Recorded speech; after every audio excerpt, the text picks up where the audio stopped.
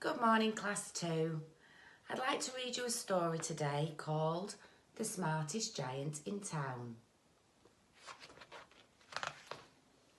George was a giant, the scruffiest giant in town. He always wore the same pair of old brown sandals and the same old patched up gown. "I wish I wasn't the scruffiest giant in town," he said sadly. But one day George noticed a new shop. It was full of smart clothes. So he bought a smart shirt, a smart pair of trousers, a smart belt, a smart stripy tie, some smart socks with diamonds up the sides, and a pair of smart shiny shoes. "Now I'm the smartest giant in town," he said proudly. George left his old clothes behind in the shop. He was about to go home when he heard a sound. On the pavement stood a giraffe who was sniffing sadly. "What's the matter?" asked George. "It's my neck," said the giraffe. "It's so very long and so very cold. I wish I had a long, warm scarf." "Cheer up," said George, and he took off his stripy tie. "Didn't match my socks anyway," he said, as he wound it round and round the giraffe's neck. It made a wonderful scarf. "Thank you," said the giraffe. As George strode towards home, he sang to himself. "My tie is a scarf for a cold giraffe, but look me up and down, I'm the smartest giant in town." George came to a river. On a boat stood a goat who was bleating loudly. "What's the matter?" asked George. "It's my sail," said the goat. "It blew away in a storm. I wish I had a strong new sail for my boat." "Cheer up," said George, and he took off his new white shirt.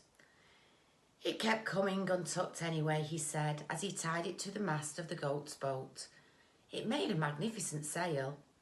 "Thank you," said the goat. George strode on, singing to himself. "My tie is a scarf for a cold giraffe. My shirt's on a boat as a sail for a goat. But look me up and down, I'm still the smartest giant in town." George came to a tiny ruined house. Besides the house stood a white mouse with lots of baby mice.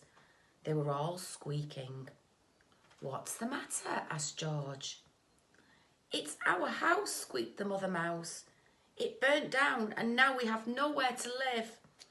I wish we had a nice new house." "Cheer up," said George, and he took off one of his shiny shoes.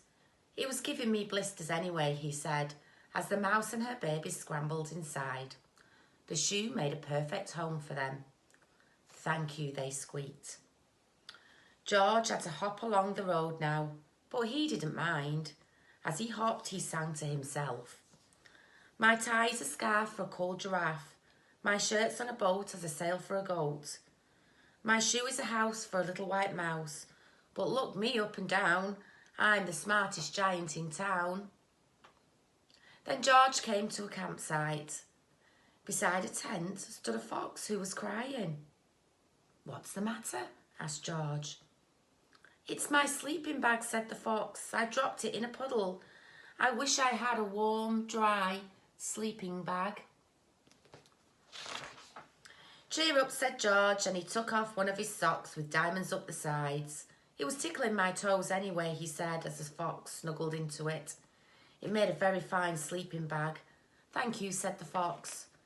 George hopped along, singing to himself.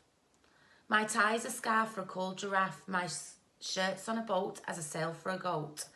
My shoe is a house for a little white mouse.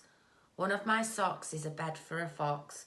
But look me up and down, I'm the smartest giant in town." George came to a big, squelchy bog. Beside the bog stood a dog. He was howling. "What's the matter?" asked George. "It's this bog," said the dog. "I need to get across, but I keep getting stuck in the mud. I wish there was a safe, dry path."